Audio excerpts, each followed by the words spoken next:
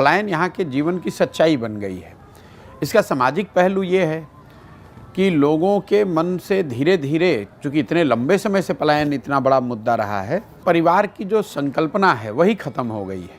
शायद ही कोई गांव में आपको ऐसा घर मिलेगा जिसमें ये 3 पीढ़ियों के लोग साथ में रह रहे हों। जो बेरोजगारी है, वो बेरोजगारी सिर्फ यहाँ पर उन लोगों की समस्या नहीं जो युवा है या जो गरीब है।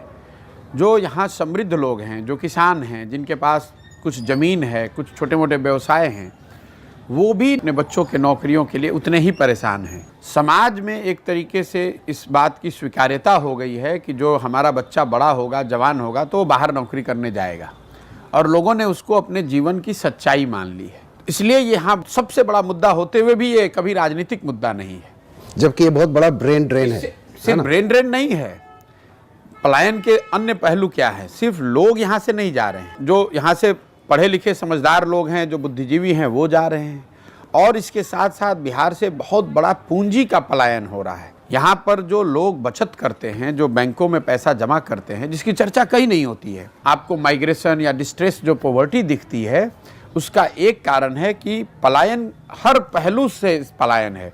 बुद्धि का पलायन है, शरीर का पलायन है, पूंजी का पलायन है। तो यहाँ पर जो बच गया वो बिल्कुल जिसके पास कुछ भी नहीं है, ना बुद्धि है, ना पूंजी है, ना शारीरिक श्रम की ताकत है। आप बूढ़े हो गए तो आप बिहार में हैं। अगर शारीरिक श्रम करने की आपकी क्षमता है तो आप बाहर गए हैं।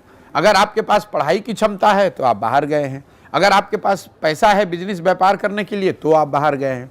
तो बिहार में बचा कौन? मेजॉरिटी वो लोग बचे हैं जो पूरी तरीके से सरकारी व्यवस्था पर डिपेंडेंट हैं।